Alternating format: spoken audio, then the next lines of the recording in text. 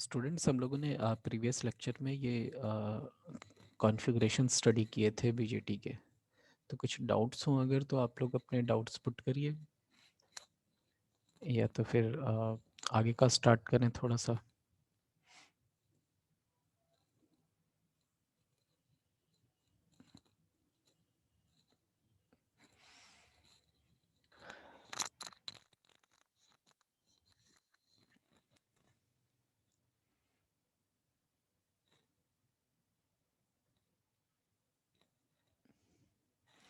ठीक है, तो थोड़ा सा आगे स्टडी करते हैं। जैसे हम लोगों ने लास्ट लेक्चर में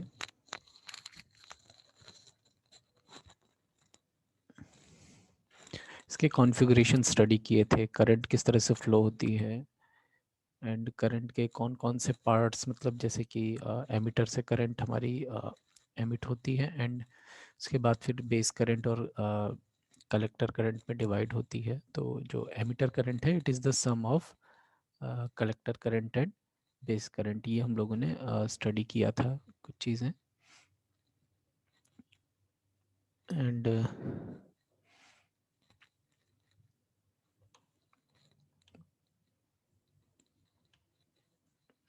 इसके बाद ये सब सिंबल्स हो गए।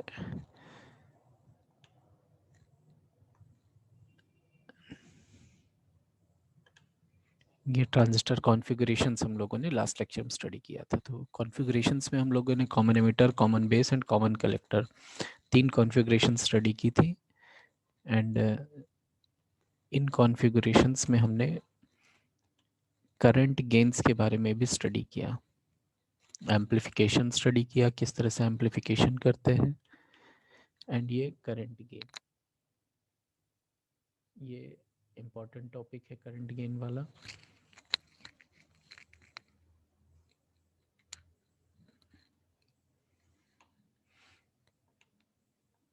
तो जब हम ये कॉमन बेस कॉन्फ़िगरेशन की बात करते हैं, तो कॉमन बेस कॉन्फ़िगरेशन में जो करंट गेन होता है उसे हम अल्फ़ा से रिप्रेजेंट करते हैं। And this gain is of 2 types, means DC current gain और एसी करंट गेन। तो जब डीसी करंट गेन होता है तो हम इसे अल्फ़ा डीसी से रिप्रेजेंट करते हैं, ये alpha DC, and it is equals to I C upon I E. And similarly जब हम ये एसी करंट गेन की बात करते हैं तो इसे अल्फ़ा एसी से रिप्रेजेंट करते हैं, and it is equals to the ratio of delta I C upon delta I E. I C हमारी जो है ये आउटपुट करंट है, and I E is the input current. तो इस तरह से हम ये अल्फ़ा करंट गेन कैलकुलेट करते हैं कॉमन बेस में।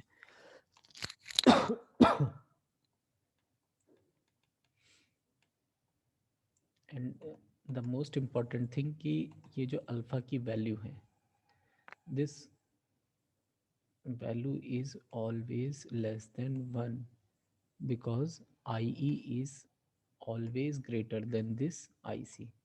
तो जब डिनोमिनेटर इज ग्रेटर तो इट मीन्स कि अल्फा की value always less than unity होगी, लेस देन 1 होगी। तो ये हमने अल्फा वाला स्टडी कर लिया था फॉर्मूला। आफ्टर दैट हमारे पास में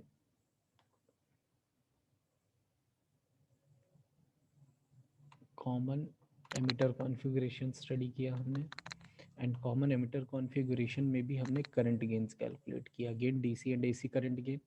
और यहाँ पर जो करंट गेन है that is equals to the again output upon input. And यहाँ पर क्या है कि आउटपुट करंट तो कलेक्टर करंट ही है, बट जो इनपुट करंट है इट इज़ बेस करंट। ये जो बेस करंट यहाँ पर है it is input current, and ये जो कलेक्टर करंट है ये आउटपुट करंट होती है। तो सिमिलरली जब हम एसी के लिए कैलकुलेशन करते हैं तो हम एक पार्ट लेते हैं, मतलब change in base current and change in collector current, और इन दोनों का रेशियो ले लेते हैं तो it is equals to the AC current gain. तो ये हम लोगों ने गेन्स के बारे में स्टडी किया। और इसके बाद में मोस्ट इम्पॉर्टेंट चीज़ कि रिलेशन स्टडी किया करंट गेन्स का, अल्फ़ा एंड बीटा का। तो अल्फ़ा बीटा का रिलेशन हमने स्टडी कर लिया, एंड इट कम्स कि alpha is equals to beta upon beta plus 1, and beta equals to alpha upon alpha plus 1। ये कभी कभी डेरिवेशन भी आ जाता है, अदरवाइज न्यूमेरिकल प्रॉब्लम्स में तो ये यूज़ ही होता है। हमने न्यूमेरिकल प्रॉब्लम्स आप लोगों को कराई थी, तो इन न्यूमेरिकल प्रॉब्लम्स में इसको यूज़ किया गया था, रिलेशन को। आफ्टर दैट फिर हमने लीकेज करंट के बारे में स्टडी किया, सबसे पहले कॉमन बेस कॉन्फ़िगरेशन में। और लीकेज करंट क्या होती है? जो रिवर्स सैचुरेशन करंट होती है, मीन्स जब हम किसी भी एक पीएन जंक्शन डायोड को, यहाँ पर जो हमारे पास में एनपीएन ट्रांजिस्टर है जैसे कि, तो इसमें 2 पीएन जंक्शन डायोड है।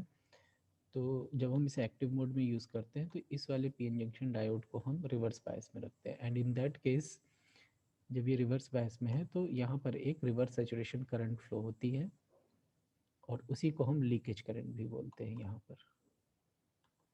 तो हमें उसे भी अपने फॉर्मूले में ऐड करना होगा। तो दैट इज़ वाई यहाँ पर जो करंट की इक्वेशन होती है, वो करंट की इक्वेशन में स्लाइड चेंज होता है, means I C is equals to alpha I E plus I C B O, यानी जो आउटपुट करंट है, क्योंकि ये कलेक्टर साइड में ही करंट फ्लो हो रही है, तो जो आउटपुट करंट है I C, it is equals to alpha I E plus I C B O, leakage current.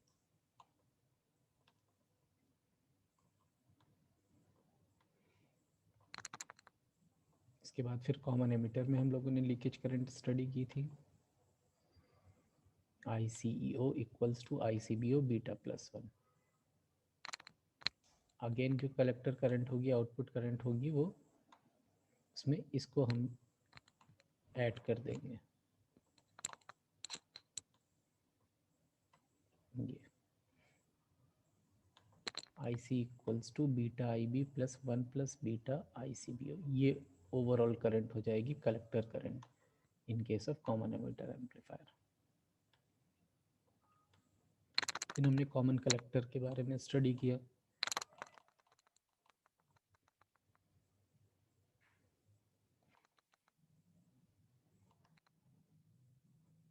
Common collector amplifier सबसे कम यूज़ होने वाला एम्पलीफायर है, और यहाँ पर जो करंट गेन है उसे गामा से रिप्रेजेंट करते हैं।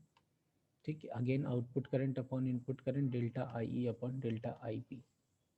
तो ये पूछा नहीं जाता है, इसीलिए हमने इसके बारे में बहुत ज़्यादा डिस्कशन नहीं किया था, बट इसके फॉर्मूले ज़रूर स्टडी कर लीजिएगा कि इन केस अगर पूछ लेता है तो आपको ये फॉर्मूले ज़रूर पता होने चाहिए। तो gamma equals to 1/1 minus alpha and gamma equals to beta plus one. तो अल्फ़ा और बीटा दोनों के टर्म्स में हम गामा को यहाँ पर कैलकुलेट कर सकते हैं। अब पॉइंट आता है कि इसको हम कॉमन कलेक्टर कॉन्फ़िगरेशन को क्यों नहीं यूज़ करते हैं, या क्यों कम यूज़ होता है। तो सबसे पहला तो यहाँ से एजम्पशन ये निकल के आ रहा है कि gamma is almost equal to beta, क्योंकि बीटा की वैल्यू लार्ज होती है, इसलिए यहाँ पर प्लस वन का बहुत ज़्यादा इफेक्ट नहीं पड़ेगा, तो gamma is always almost equal to beta.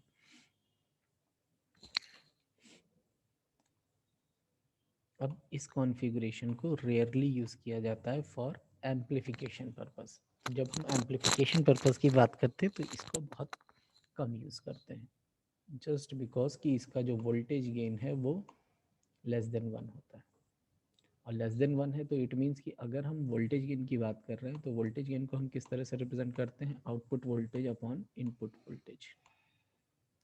इस तरह से हम ये वोल्टेज गेन को लिखते हैं, ये हमने ओप एम्प में भी देखा। तो गेन का फॉर्मूला तो कहीं भी नहीं चेंज होगा, it will be always output upon input.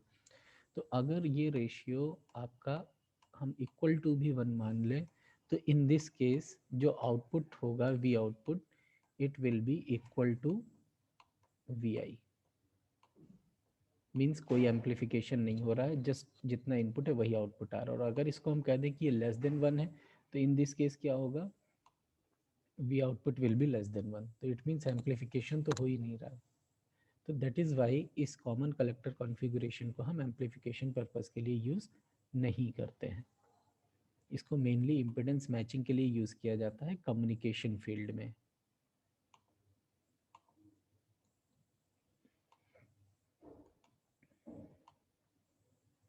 After that फिर हम लोगों ने ये कंपैरिजन स्टडी किया था। तो कंपैरिजन में हमारे पास में जो पैरामीटर्स हैं, input resistance, output resistance, current gain, voltage gain, फिर लीकेज करंट और फिर एप्लीकेशंस। ये पैरामीटर्स हैं जिनके बेसिस पे कंपैरिजन है। जब कंपैरिजन करते हैं तो यहाँ पर इनपुट और आउटपुट रेजिस्टेंस, अगर कॉमन बेस एम्पलीफायर की बात, कॉमन बेस कॉन्फ़िगरेशन की बात करेंगे तो इनपुट लो होता है, आउटपुट हाई होता है, वेरी लो और वेरी हाई।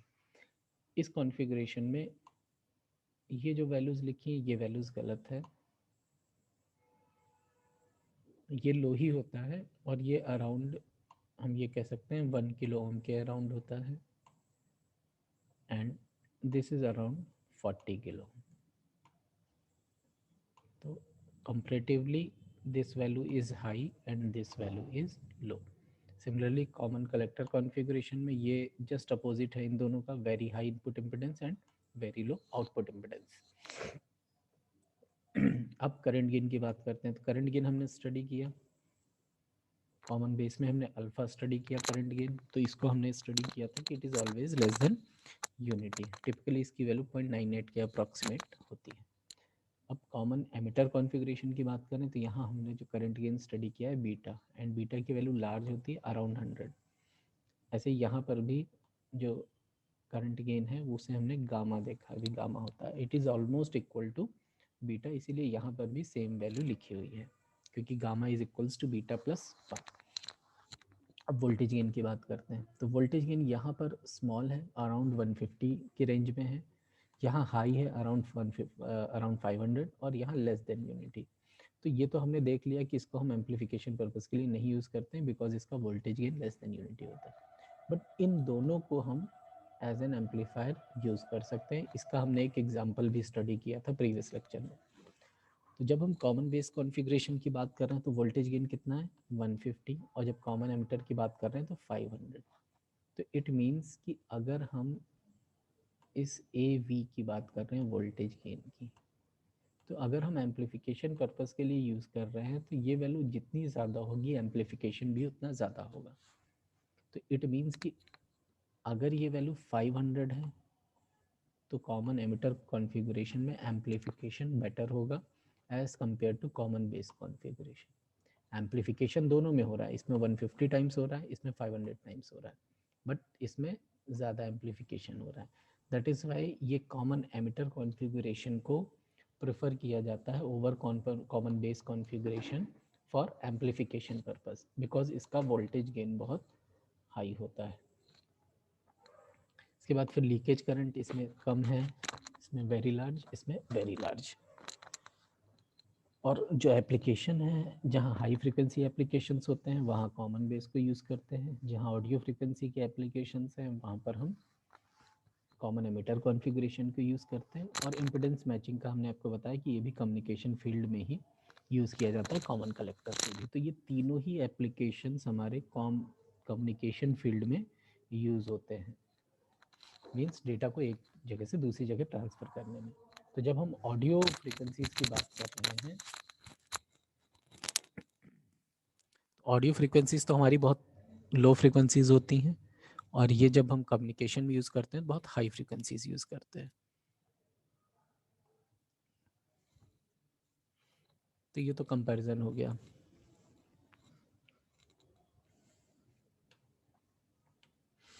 तो कॉमन एमिटर को क्यों बहुत ज़्यादा यूज़ करते हैं एम्पलीफायर की वजह से, ये हमने आपको बता दिया, and the same thing is explained in this topic also.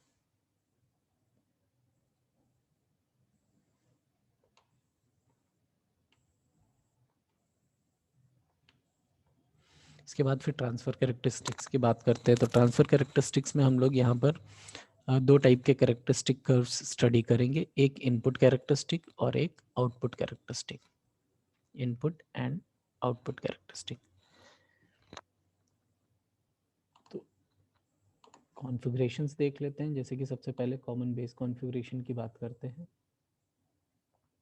तो अगर हमें कैरेक्टरिस्टिक बनाना है तो उस केस में हमें input output voltages and current की वैल्यूज़ मेज़र करनी पड़ेगी, then only we can draw the characteristic.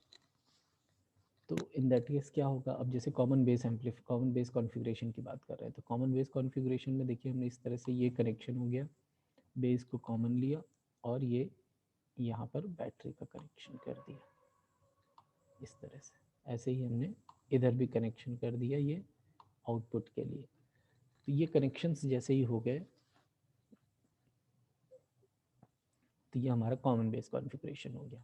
Currents represent कर दी गई, आई B, I E and I सी, तीनों करंट्स आ गई। अब हमें क्या करना है, हमें यहाँ पर इनपुट अप्लाई करना है। जैसे कि ये इनपुट साइड है हमारा ये वाला, तो हम यहाँ पर इनपुट वोल्टेज कैलकुलेट करेंगे एंड इनपुट करंट कैलकुलेट करेंगे। इसी तरह से यहाँ पर हम आउटपुट वोल्टेज और आउटपुट करंट मेज़र करेंगे और एक कर्व ड्रॉ करेंगे। तो इसके लिए हमें क्या करना होगा कि जब भी हम ये वोल्टेज अप्लाई करेंगे तो हमें इस वोल्टेज को वेरी कराना पड़ेगा to measure different values of voltage and corresponding different values of currents। तभी हम ग्राफ ड्रॉ कर सकते हैं, क्योंकि जब तक हमारे पास मल्टीपल वैल्यूज़ नहीं होंगी वोल्टेज एंड करंट्स की, तब तक हम कैरेक्टरिस्टिक ड्रॉ नहीं कर सकते हैं। तो दैट इज़ वाई यहाँ पर वेरिएबल रेजिस्टेंस लगाया गया इनपुट साइड में और आउटपुट साइड में, सो दैट कि यहाँ पर से जो भी बैटरी सप्लाई आ रही है इस वोल्टेज को हम इस रेजिस्टेंस के थ्रू वेरी करा सकें, और जो भी इनपुट वोल्टेज होगा उस वो वेरी होकर के इसके इनपुट साइड में पहुंचेगा। सिमिलरली यहाँ आउटपुट साइड में भी हम वेरी करा करके मेजरमेंट करेंगे।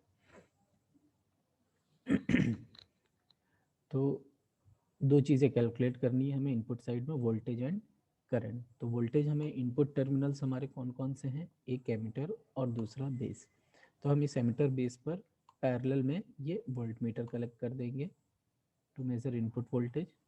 एंड ये जो करंट जिस ब्रांच में फ्लो हो रही है इस ब्रांच में हम ये अमीटर का कनेक्शन कर देंगे, क्योंकि अमीटर को हमेशा सीरीज में लगाते हैं, वोल्ट मीटर को पैरेलल में। तो इस तरह से ये अमीटर हमें करंट की वैल्यू बताएगा और ये वोल्ट मीटर हमें वोल्टेज की वैल्यू बताएगा। तो ये दोनों से के थ्रू हम, इन दोनों वैल्यूज़ के थ्रू हम इनपुट कैरेक्टरिस्टिक ड्रॉ कर सकते हैं। सिमिलरली आउटपुट साइड में भी कलेक्टर टर्मिनल और बेस टर्मिनल के अक्रॉस वोल्ट मीटर लगा दिया गया ये, एंड ये जो कलेक्टर करंट इस ब्रांच में फ्लो हो रही है यहाँ पर हमने एक अमीटर कनेक्ट कर दिया टू मेजर कलेक्टर करंट। तो वोल्ट मीटर से हमें वीसीबी मिल जाएगा और अमीटर से आईसी मिल जाएगा। तो इस तरह से हम आउटपुट कैरेक्टरिस्टिक को भी ड्रॉ कर सकते हैं।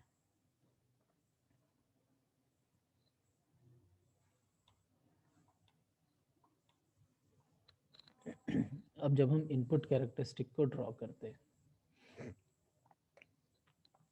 तो यहाँ पर भी क्या होगा, क्योंकि ये भी ट्रांजिस्टर है एनपीएन, तो यहाँ पर भी एक नी वोल्टेज होता है, जिस नी वोल्टेज के बियॉन्ड फिर करंट स्टार्ट होती है फ्लो होना, उसके बिलो करंट की वैल्यू नेग्लिजिबल होती है।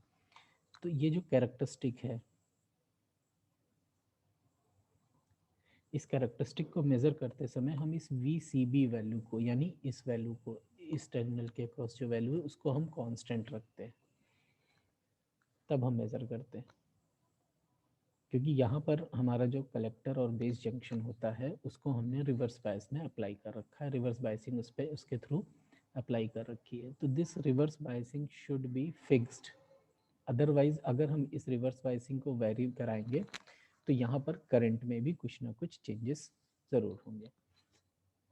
दैट इज़ वाई अगर हम ये VCB की वैल्यू को चेंज करते हैं तो इसके कर्व में भी चेंज आता है। 2 वोल्ट पर ये, 6 वोल्ट पर, 12 वोल्ट पे, तो इसकी लीनियरिटी हम देख रहे हैं जैसे जैसे हम रिवर्स बायस इंक्रीज कर रहे हैं इसकी लीनियरिटी इंक्रीज हो रही है इस तरह से। तो ये तो इनपुट कैरेक्टरिस्टिक हो गया बिटवीन IE इनपुट करंट और VBE इनपुट वोल्टेज।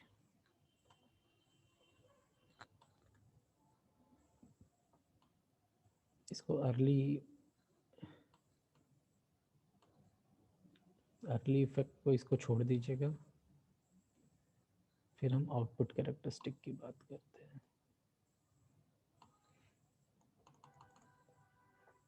तो जब हम आउटपुट कैरेक्टरिस्टिक की बात कर रहे हैं तो हम आउटपुट वोल्टेज यानी VCB and output current IC, इन दोनों के टर्म्स में ग्राफ को प्लॉट करेंगे। तो दोनों वैल्यूज़ को मेज़र करते समय अगेन हमें एक चीज़ का ध्यान देना है कि हमें एमिटर करंट को कांस्टेंट रखना है, बिकॉज अगर हम एमिटर करंट को वेरी कराएंगे तो कलेक्टर करंट अकॉर्डिंगली वेरी होगी। तो इसलिए हम एमिटर करंट को जब फिक्स कर देंगे तब हम इस ग्राफ को वोल्टेज के अकॉर्डिंग ड्रॉ कर सकते हैं। तो एक मिनिमम वैल्यू, ये जो वैल्यू ली गई है I equals to 0, beyond this value ये जो ग्राफ है ये इस तरह का है, means negligible current is flowing. इस रीजन को हम कहते हैं cut off region. After that फिर ये करंट हमारी फ्लो होना स्टार्ट होती है डिपेंडिंग अपॉन कि एमिटर करंट क्या, एमिटर करंट जितनी ज़्यादा होगी ये कैरेक्टरिस्टिक में कलेक्टर करंट की वैल्यू भी उतनी ज़्यादा होगी।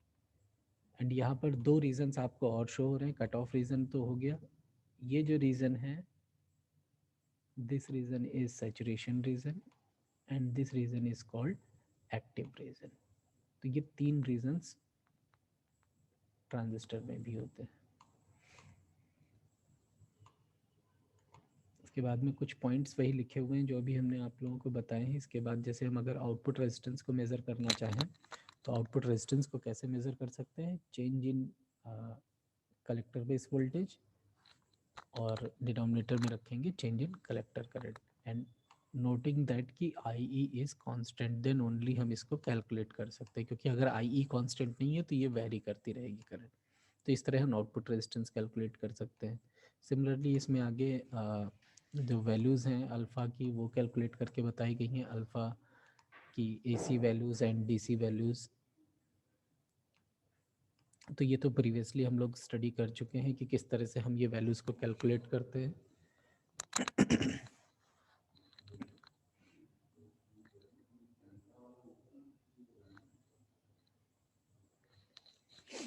यहाँ तक में कुछ आप लोगों को अगर पूछना हो तो बताइए, अदरवाइज फिर और आगे स्टार्ट करें।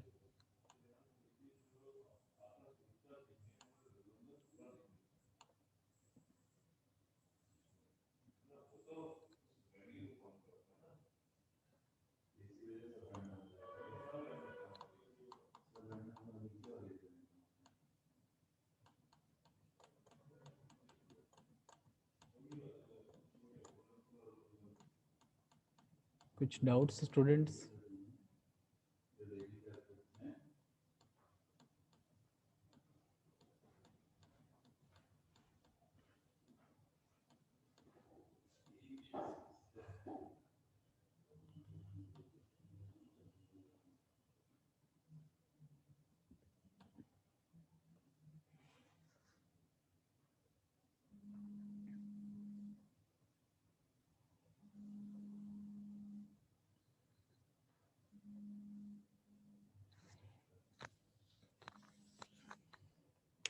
तो सेम चीज़ जैसे हमने कॉमन बेस के लिए स्टडी किया है, सेम हम लोग कॉमन एमिटर एम्पलीफायर के लिए भी कर सकते हैं। कॉमन एमिटर एम्पलीफायर है, अगेन कनेक्शंस उसी तरह से करेंगे।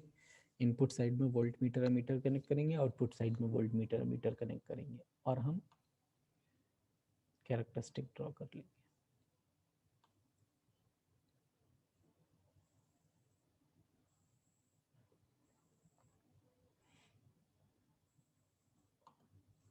ये इनपुट साइड का इनपुट कैरेक्टरिस्टिक हो गया, VBE voltage and IB base current यहाँ एज अ इनपुट करंट होती है। अगेन आप देख रहे हैं कि जो कैरेक्टरिस्टिक है ये उसी तरह का बन रहा है, बट यहाँ पर हमें क्या करना है, हमें इस VCE वोल्टेज को कांस्टेंट रखना होगा। तो जैसे जैसे हम VCE वोल्टेज को चेंज करेंगे वैसे वैसे कैरेक्टरिस्टिक में भी स्लाइट चेंजेस आते हैं जो आपको यहाँ पे शो हो रहे हैं।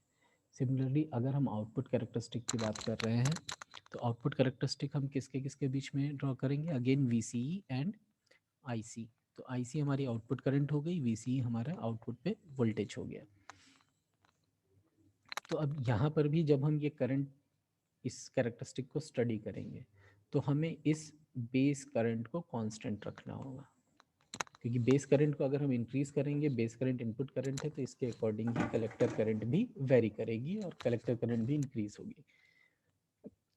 तो at this value of base current, मतलब अगर हम बेस करंट की वैल्यू 0 रखते हैं तो ये जो रीजन है this region is known as cut off region.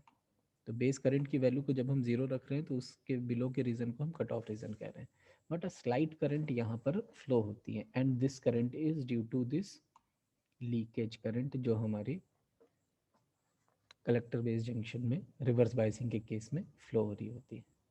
तो इस लीकेज करंट की वजह से यहाँ पर भी स्लाइट करंट है बट ये नेग्लिजिबल करंट है, इसीलिए इसको कट ऑफ रीजन कहते हैं। अगेन ये हमारा सैचुरेशन रीजन हो गया और ये एक्टिव रीजन हो गया। जैसे जैसे हम बेस करंट की वैल्यू को इंक्रीज करेंगे वैसे वैसे इस कलेक्टर करंट की वैल्यू भी इंक्रीज होगी अकॉर्डिंग टू वी। हमने जैसे 10 माइक्रो एम्पेयर के लिया तो कलेक्टर करंट थोड़ी सी इंक्रीज हो जाएगी। अब जब हम वी की वैल्यू को इंक्रीज करेंगे तो इसका बिहेवियर कुछ इस तरह से होगा एज पर वी। इसी तरह से बेस करंट की वैल्यू को और इंक्रीज कर देंगे तो वोल्टेज के अकॉर्डिंग कलेक्टर करंट की वैल्यू भी ज़्यादा इंक्रीज होगी। तो इस तरह से ये कैरेक्टरिस्टिक बन जाता है आपके कॉमन एमिटर कॉन्फ़िगरेशन में।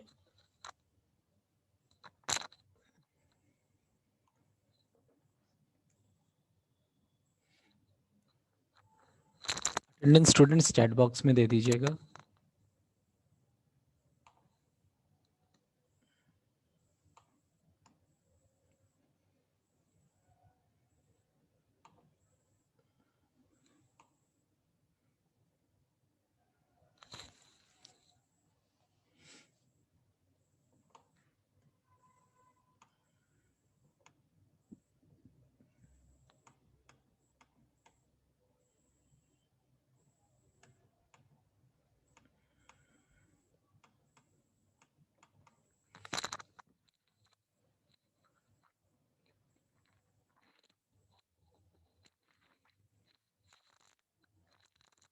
डाउट या क्वेश्चंस हो तो पूछ लीजिएगा।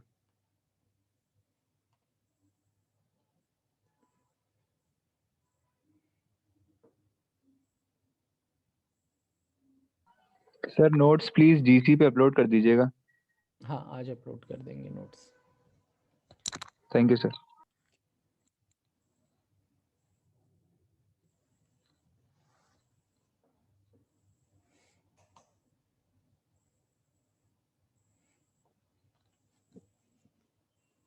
ठीक है, that's all from my side. आप लोग जो है जिनकी अटेंडेंस मार्क हो गई है वो लोग क्लास लीव कर दीजिए।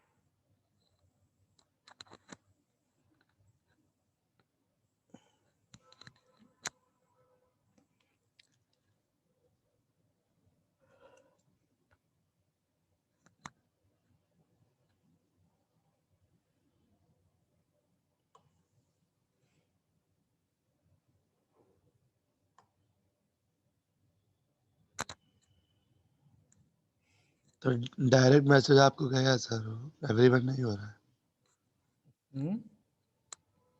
डायरेक्ट मैसेज आपको कर दिया सर, वो एवरीवन नहीं हुआ। हाँ ठीक है, कोई दिक्कत नहीं। लीव कर दे सर। हाँ लीव कर दीजिए। Thank you sir.